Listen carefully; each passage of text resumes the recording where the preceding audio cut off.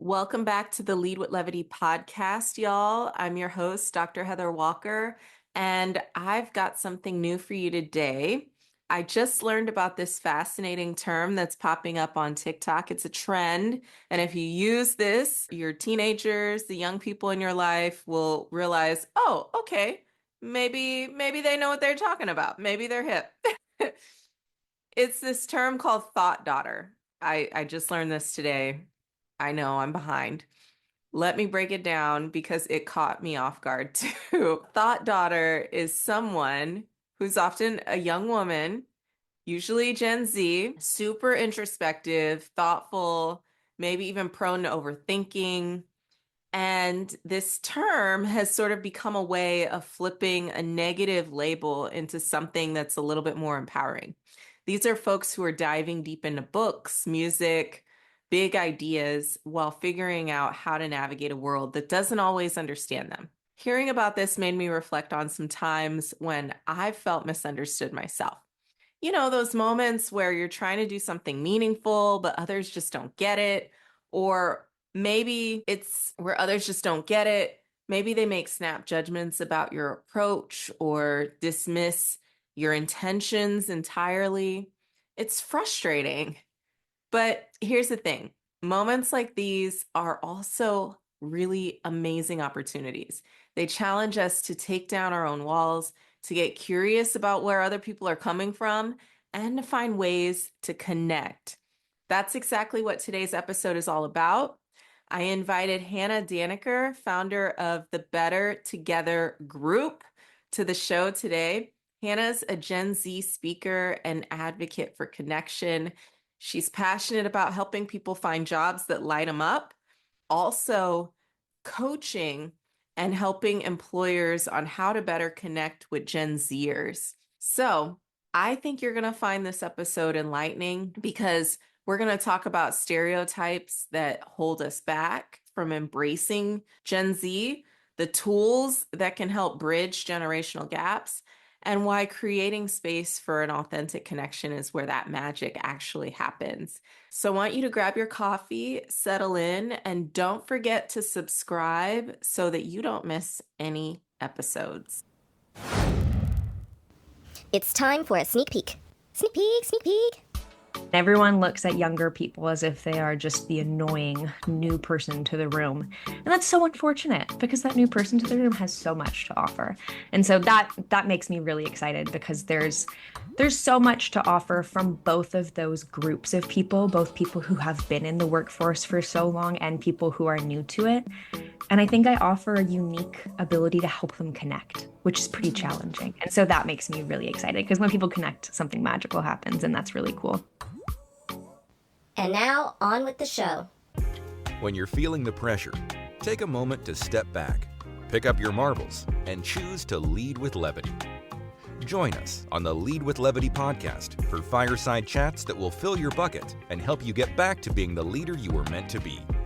Now here's your host, Dr. Heather Walker.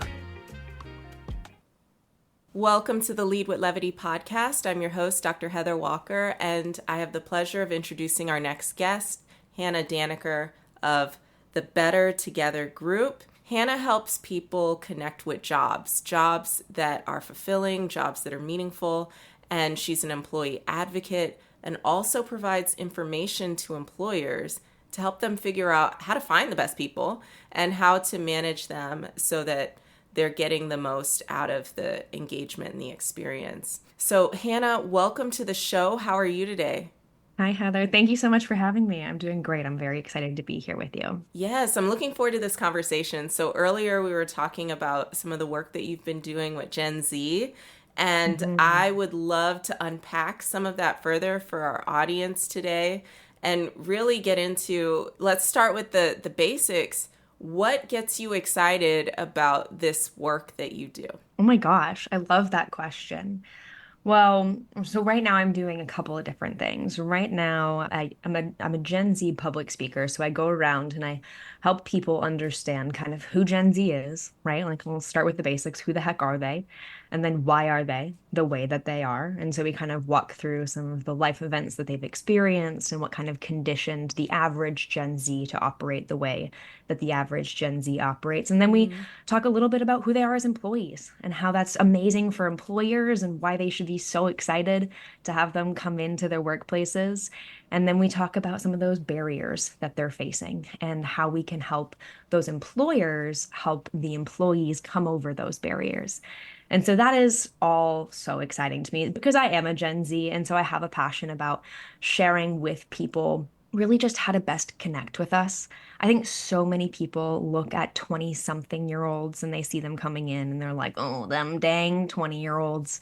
And everyone looks at younger people as if they are just the annoying new person to the room. And that's so unfortunate because that new person to the room has so much to offer. And so that makes me really excited because there's so much to offer from both of those groups of people, both people who have been in the workforce for so long and people who are new to it. And I think I offer a unique ability to help them connect, which is pretty Mm. challenging. And so that makes me really excited because when people connect, something magical happens, and that's really cool. And then this other thing that I'm working on that I'm so passionate about right now, which is just a little bit different, is helping create this new series of books that I'm calling the Wonder Workshop. And I am just about to release my first one, which is all about transportation and drivers. But it is a career-based book, age for like 5 and 6 year olds. And it is supposed to help kids who are really young start to grasp the concept of what a career would look like in their future. And the goal for me is to give them the information that they need so they can kind of understand preemptively and start to dream and get excited about things that are actually real rather than these fairy tales that we continually make up for kids. So that when they grow up and they learn the reality of the world, it's not quite so frustrating, but they can both anticipate and be excited for what is to come. And that, I mean, I am so incredibly passionate about it. Just it makes me so excited every time I talk about it. But those are kind of my two really big projects right now on the go. And so all about connecting people to information that can help them make the best decisions for themselves at the time. Yeah, I completely agree with you that when we get people to connect, magic happens. So, Mm, when you're working with organizations and you're trying to help them understand Gen Z, what are hmm some of the misconceptions? Yeah. So the first thing that most people say up front is, oh, Generation Z is so lazy. So lazy, they say all of the time. And I hear that Hmm. and I understand that because so many Gen Zs have spent a fair amount of time at home and in their bedrooms and perhaps even in their beds. But they may have Yeah. spent a lot of that time doing a lot of work. And so this is why we start with the who are they, what makes them who they are, right? Because in the Mm-hmm. pandemic, they were sent home and they were told from the top of the most authority, right? Their government sent them home and said, you can do everything you can do at school and you can do it from home. And if you could do it from home and you're a teenager, you're probably going to do it in bed. Yeah. And so these people have learned that this is the reality of what their life is, and that to adults who have had a much more fundamentally founding experience against that are saying, oh, they're so lazy, they just sit at home and sit in bed. And these Mm-hmm. Gen Zs are going, oh my gosh, what a world. I can sit at home and sit in bed and make money from my computer. But they don't necessarily know what the gap in the difference is, right? And so this is just like one of the very, very most fundamental examples of what people are talking about and why they're talking about it. But their Yeah. perception of what the reality is just so different because again, there's a barrier between them. That's kind of a big barrier, though. As an Hmm. employer, Without a doubt. if I have an office and I know that getting people together to collaborate is where we get the best ideas, and I'm having trouble getting someone out of bed to come into the office, how do we bridge that? Yeah. So I think that it's a bit of a combined approach. Partially, it's going to be helping that Gen Z understand the value of what it means to come in. And so it's going to be saying, hey, I get that you want to be at home. I get that you don't want to come into the office, and that's fine. And I'm going to be willing to hear you out and understand why and grasp the concept behind your reality. But then I'm also going to share the same with you. I'm going to share why it's valuable to come in. I'm going to explain to you what we're going to do while you're here. And I'm going to walk you through why that can't be done where you currently are. And if you can kind of give them the, okay, I heard you, I listened to you. Yes, I can grasp this, but here is also my reality, and walk them through the why behind it rather than just, nope, you're coming and that's that. Mm. It's going to really, like, it's going to transfer and it's going to stick a lot better than it has before. But it is interesting. Most Gen Zs, and I'm trying to look for the stat right here. I think it is 65% of Gen Zs say that working from home makes them feel more connected to their coworkers. And again, we have to go back to the why are they the way that they are. But technology advanced at such a rapid rate through their childhood Hmm. that they're so comfortable in that environment. They feel more comfortable to be vulnerable in their own space. And so it is just kind of interesting to go from employers' perspective. Okay, well, if more of them are feeling more comfortable from there, and they can be more vulnerable and they can share their ideas and they can ask their questions in a spot that they're more comfortable. Again, it's just meeting somewhere in the middle. So let's play with that middle space for a second here. Absolutely.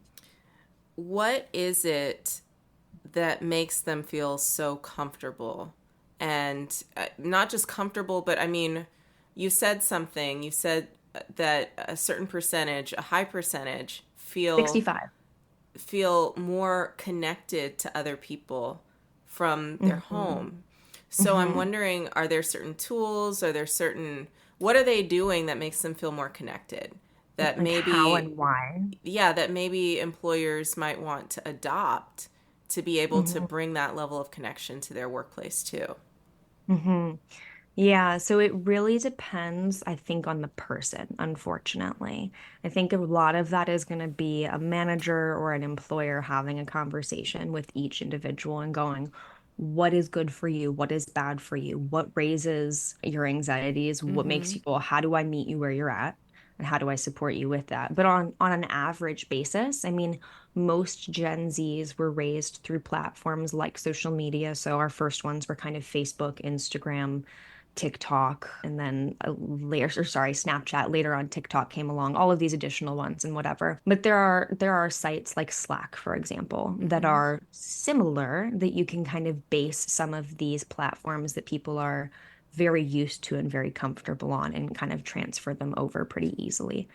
You can also think about stuff like, okay, people are really comfortable responding in their own time, but Gen Zs really struggle because of COVID, because of the way that the world was shut down through these, what I call baby adult years. They were becoming adults, but they weren't yet adults. And so they were really just first learning how to send food back by themselves for the first time when they sat down to a restaurant, and how to ask for the check when they went out on a date. They were learning how to ask their teacher for a meeting because they got a bad grade on a test. And they were kept from doing a lot of these more, let's call them building things, where you had to stand up for yourself, you had to try something, you had to step outside of your comfort zone. And so because of and it depends on where you were in the world and what your government did at the moment and how long you were shut down for, how much this affects you. But there are so many things that trigger Gen Z's anxieties that make it so big that we can just, again, if we stand there and we stand alongside of them and we say, how is your brain working and what's going Yeah. on in there and how can I work through that with you? We can use stuff like, oh my gosh, what's the one? Vidyard, right? Where you do all of your instruction videos and you take all of that preemptively and then you send it to them and they can do it in their own time rather than perhaps hopping on a meeting that makes them scared. And they can send you back email questions. We have to meet them where they're at and we have to help them develop, right? We can't just say, this is where you are and I'll be with you forever there. We have to Mm-hmm. go, okay, that's fine. And how can I help you and how can we grow and how can we move through this together? But there are definitely things that you can do and tools that you can use through technology to kind of make that gap easier for sure. I'm curious, Hannah, knowing what you know about the history of how we got to this place and how there is a gap between the workforce that's coming in and the people who are hiring them, the companies that are hiring them. Do you have any fears for Gen X? For Gen X or for Gen Z? Gen Sorry, Z. I'm Gen, sorry, there's so you're many letters. Gen you're X good. There is are. they're already in there. They know what they need to do. Gen X is doing good. Gen X is the one that raised Gen Zs, so they're doing good. They might have some fears for us themselves. I'm sure they're getting a front picture view. Yeah, I would say my biggest fear for Gen Z is that they're coming in with what I have described to people as a bigger wall than other generations before them.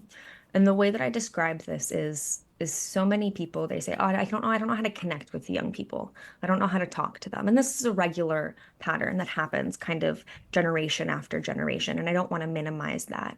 I also want to be clear that I am not of a different generation, so I've never experienced this from someone else's perspective to mine. But what I'm seeing, what I'm understanding to be true is that this wall between Gen Z and the other generations is bigger than it's been in the past. And I think what I understand to be true is that this is bigger because Gen Z came into a world where they were growing, where they've completely shifted the concept of what influencers are. And so they've grown up where influencers have been completely redefined as this type of human who is trying to get you to feel or think some type of way about some type of thing. And so, as all of these people are on their cell phones and in their schools and consistently in front of their face, so many Gen Zs have built this massive wall up to protect them from all of these influencers who are trying to change their opinions or get them to feel some type of way about some type of thing, which means that our regard for authority is different than it has been in the past because this wall is bigger. And so we need people not only to be of authority, but to be of authority and tell us something and walk us through it hand in hand for us to then take this wall down and start to trust them as actual humans. You know, I was in an airport the other day, and in airport security, there was Yeah. somebody standing there, and she was like, "Hey, take everything out, right? You know, take out your laptops, take off your shoes, whatever has to be Right. done." Get And naked. this Yeah, basically, in this Gen Z, I mean, I imagine he was a Gen Z, and I don't know, I didn't ask him what his age was, but he was in front of me, and he forgot to take out a PlayStation of sorts. And it went through, and he got called back, and the security guard was mad, and mad to a spot where I, the person behind him, was like nearly shaking in my boots. I was like, you know, he's standing in security, scares me. Yeah. I don't like it. These Yeah. people, they've got this type of authority for whatever reason. That's how they feel when you're walking through. And the Gen Z was like, "I'm sorry, I forgot," and did not, at least outwardly, did not care. And the security guard yelled at him, like just yelled at this kid. And he was like, "What do you want from me? I forgot. I've now taken it out. And what are you going to do about that?" Right. It There's no is need kind to of continue the conversation at this point. It's been resolved. Yeah. right. And so the security guard was standing there flabbergasted, absolutely shaken that this Gen Z didn't have some sort of fear put into them based on what they had said to them. And the Gen Z was like, "Why would I? I was wrong. You told me I was wrong. I fixed the problem." And now we're going to move forward. And so it was kind of a funny situation to watch all of these people around us also witness this. And most of the older generation, like just absolutely shocked that this Gen Z was standing their own perfectly fine. And this Gen Z was shocked that this person would have treated him that way. And so it's kind of this funny difference. And that's just an example of kind of how it's looking across so many places, and Yeah. oftentimes in your workforce too, of just these elder workforces coming in with a sense of authority and trying to implement something, and Gen Z's not necessarily taking the same sense of fear from them as they have in the past. And sometimes that's done poorly, and sometimes that's done phenomenally. And it really, not that fear is ever phenomenal, but like that sense of authority can come in a great way. It doesn't always have to be bad. But Gen Zs are really like dealing with it with a straight arm and pushed back, which is at least what I think very different from previously before. And again, I think it's built on that wall. Of from the influencers. Yeah. Yeah. Interesting. Okay. So Sorry, that's so much verbal, like just yeah, it's a lot to process. And it's interesting to me because we've done a lot of work in society to protect people, protect mental health, to raise children up in a certain way. There's spanking is no longer a thing. My daughter doesn't even know what that is. Like, she thinks it's some hilarious joke. So the level of shame, fear, deference to authority, I could see why it wouldn't be there because of some of those elements as well. But I'm also sort of curious about when you've seen it go well, what has occurred? So let's say you've got someone Gen Z, something happens and their manager needs to step up to them and say, hey, I've got some feedback for you. And it's more constructive feedback. Mm-hmm. What have you seen that has worked really well in those instances? Mm-hmm. My favorite thing to tell people is listen to learn, learn to understand, and then understand to speak. And so oftentimes we come into situations where, and I do this all the time, and I wrote it in my presentation so that I would remember to do it all the time. But we come into situations where we think we know the answer, or we think we know exactly what has happened, and we want to give what we think are the solutions or the Mm-hmm. fixes or whatever that is. But we don't always necessarily actually know what's going on. And so sometimes we're solving problems that aren't there. Yeah. But if we ask questions before we start to solve problems, it helps us get to the actual problem. So you listen to learn, you learn to understand. And then once you understand is when you have the opportunity to speak. But if we miss that middle step, if we don't first start with, hey, just last week I had somebody who came to work and then wasn't working and they had clocked in, but nothing was being done. And I was Mm. really like, okay, I in my brain, I was like, you clocked in and then you left. And it made me so mad, Yes. like right away, like I jumped right to conclusions.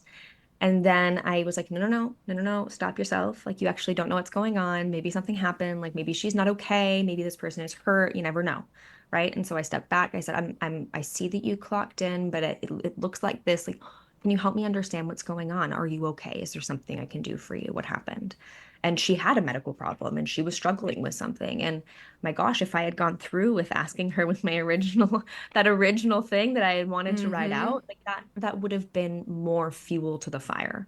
But by stepping back and saying what's going on and what is happening here and how can I help you through this, we were able to create an actual solution rather than again adding more fuel to the fire. So I Mm. think that oftentimes it's stepping back and saying, okay, I don't always know what's going on.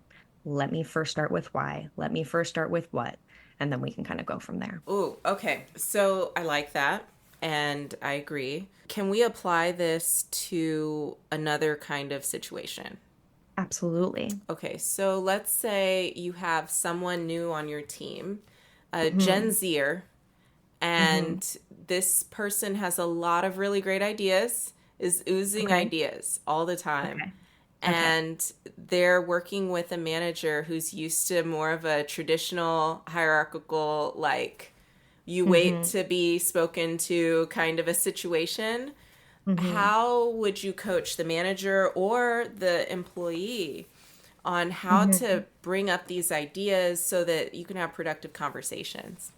Absolutely. So I love this. I would start with the manager and I would start with what is the great thing here, right? Like why is this amazing? And then why is this a problem? Like why are we struggling with this? What kind of needs to be fixed? And you're welcome to answer that or I can come up with my what I assume it to be. No, yes, it's generic enough for us to fill in the Okay. details. Okay. Great. So let's just say that the person is like, I love the ideas. I love that she's excited. I love that he's got gumption. I love that they're pumped and they've got solutions and they're not scared to tell me. I struggle that they're coming at inappropriate times. I struggle that they're not being effective because they're getting distracted and they're not staying on task. It's like, okay, those are such reasonable things, right? We Mm-hmm. we love to love it and we struggle with the things that are challenging. And so we go, okay, well, what would make sense here? I would say, do we want this person to stop coming up with the ideas? And No. I would assume that probably not, right? Like we don't want to crush this spirit. We don't want to harm this person or keep this person from growing internally, however this is for them. But we do really need to tailor it. And so I would then just kind of say, well, what's the solution here? In my brain, a very simple solution is, hey, Kate, hey, Steve, hey, Bob, whatever their name is. Would it be reasonable for us to have a 15-minute, a 30-minute, an hour long meeting once a week on Tuesday mornings, and we can go through all of these together? But because you're coming in with all of these ideas, I get so excited about them when you bring them to me, and it makes it challenging for me to do the job that I need to do. So, would it make sense for us to do this once a week? Does that work for you? And then you can have that conversation around, okay, well, now that we've found an appropriate time, what's the leftover problem? Well, okay, maybe she's still getting a little distracted. So, what can we do there for him or her, right? Is it a notepad that they have that they jot the note down as soon as they come up with it and then they have to leave it and we can flesh everything out together in that 1 hour meeting? Is it Hmm. is it keeping a notepad next to her bed at night so that when she wakes up in the middle of the night and she has that idea, she's not losing sleep over it and having loss of productivity throughout the day? Because like it really just depends again on what the problems are to get to the solution. But yeah, I think you just kind of always work your way backwards. Okay, that is helpful. Does that make And sense? it does. So meeting the person where they're at, Hmm. acknowledging first and foremost that I love the ideas. We want to keep these ideas flowing. How can we ensure that we're doing it at the right time? It's coming out in appropriate ways. And then if there's anything extra, we're making space for that later. So that Hmm. does make sense to me. I'm curious. I noticed that we're running low on time in our conversation, and I wanted to ask you a couple of things, especially for Yes. our listeners who are interested in finding a new job and Yes. they're trying to figure out, because we do have listeners who are incredibly high performing and they're always thinking about the next thing in their career. Absolutely. Yes, I was just approached on LinkedIn last week by someone in high school, and I was so impressed with this kid. He was like, "Hey, I Okay. heard about IO psychology. I'm so interested. I want to learn more. Can we meet?" And I sent him my calendar, a link to my calendar, and he set up a meeting and we met while he was in school. Like people were coming up to Yeah. him like, "What are you doing?" He's like, "I'm in a meeting," you know. And it was so cute, but also impressive. Really cool right now. Yeah, Yes, yes. absolutely. So interesting to me is that there's so little practical advice given to young people about how to actually get a job Mm, and some of the things that they should do and know about, because they don't realize that they're competing against maybe 1,000 other people every time they yeah. apply. They don't realize that timing is so Hmm. important.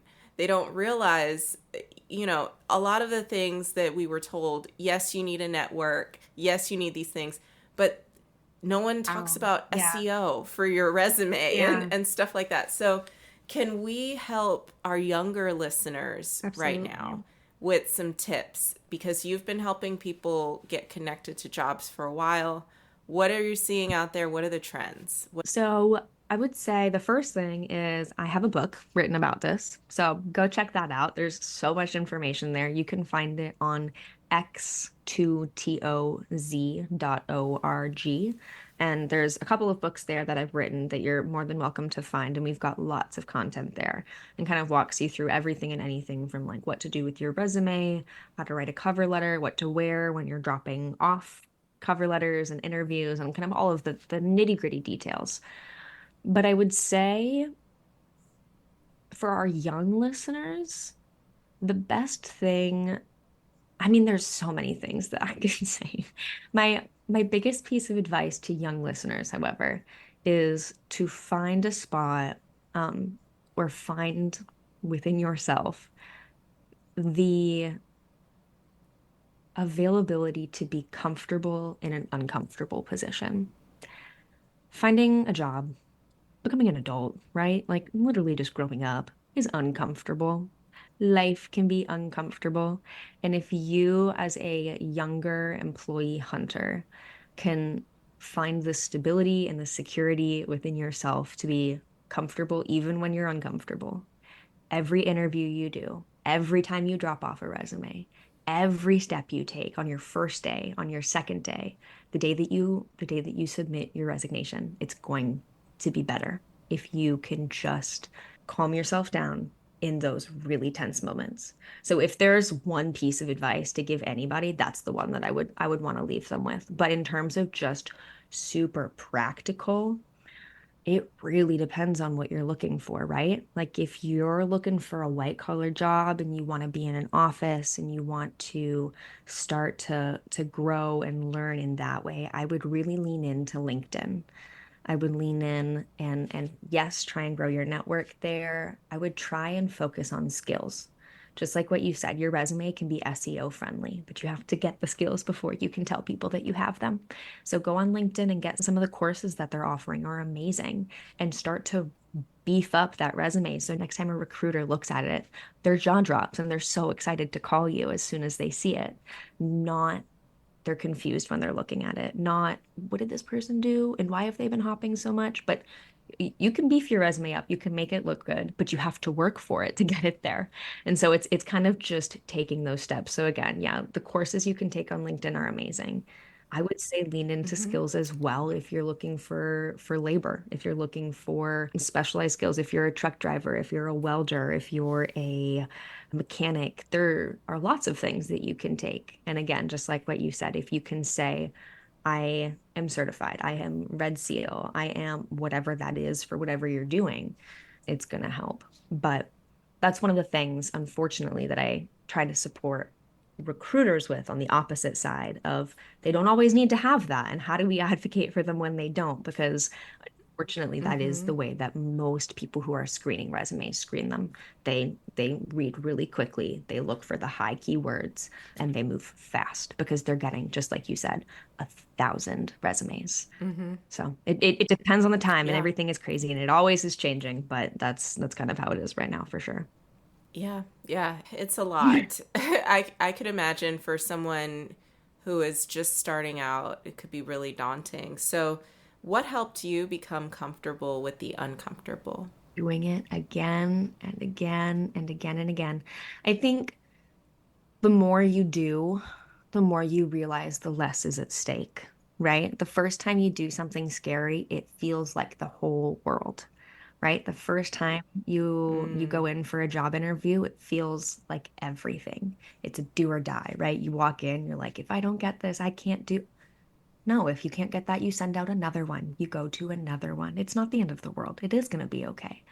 But you don't know that the first time that you do it. And so the more you do things, the more you step into that uncomfortable zone of pushing yourself forward, the easier it will be to be there. But the first couple times, it's really scary. You just have to do it. I think that sometimes people underestimate how much they have to do Mhm. to get that one job, Absolutely. right? How many applications they have to send out, the number of interviews, and all of that. So it can feel heavy Mhm. at Mhm. times, just trying to get a job or even just trying to find the right person for this open position that you have. So, how do you bring, what recommendations do you have for bringing a little bit of lightness, a little bit of levity to this space, this job hunting space, candidate finding I would space? say oftentimes candidates put themselves in what I would call like a child's position in this type of role. They're looking for work and they shrink themselves because they feel like they're chasing something that's so hard to get, which is true. I don't want to diminish the concept that finding a job right now is hard, but finding a phenomenal employee right now is also really hard. And so if you can show up and you can be an amazing employee, you are just as much of a unicorn for them as they are for you. And so, so Very often true. people will walk through and they'll be like, I'm so scared. And they are talking to so many people and they don't even want to have this conversation. And I'm just annoying and I'm like the crap on the bottom of their shoe. And if you walk in with that mentality, oh my gosh, it's not going to go very well. Like, that's a horrible place for you to be starting internally because that puts you at a deficit already. But if you walk in and you know that you're talented and you know that you show up every day and you know that you don't call in sick when you're not sick and you know that you're a good employee and you work hard, you are just as much of a find and like you're the 10 that they're looking for too. And so Mm. walk in with your head held high and know that it's honestly just like dating. You're just going out to meet new people, to learn about them, and figure out if you want to have another date. You go and you ask them questions about the job. You ask them questions about the company. It's not just them asking you questions. It's a two-way street. It's a mutual relationship. And I think that when you can kind of shift that mentality, that will really help a lot. Very good. Very good. I totally appreciate that. And I think that that's going to resonate with some of our listeners too. Now, thank you so much, Hannah, for joining us today. Is there anything that is on the horizon for you? And so this book that you're writing, for example, when does it come out? Yes. So I've been telling people any day for the last 3 weeks. I'm hoping that by October 15th, it will be live and available for everybody to purchase. What's the title again? It is. So this one is Making It Move, Wonder Workshop. So Wonder Workshop is like the series title, and then Making It Move is for this specific book. But it's all about truck drivers and transportation and what that looks like in a kid's brain and how they can kind of understand what that really is. That's awesome. Thank you. So thank you for joining us today. And if anyone is interested in learning more about you and what you offer, where should they go? They should go x2z.or and find everything there. I've got a couple links to some other stuff. If you're an employee looking for work, find your way there and then make your way to my TikTok page, which is Hannah Macd, just MACD. And that has so much content for employees, all just about how to call in sick for work, how to properly dress, kind of some of those really tangible, what the heck am I doing here questions that people are asking that can be really beneficial. But employers, if you're looking for help, finding your way to my LinkedIn page would be the best. And I've got lots of separate different types of resources there for you as well, but all through that x2z.org link. Okay. And I think I totally butchered your web address the first time I wrote it. So I just want to make sure.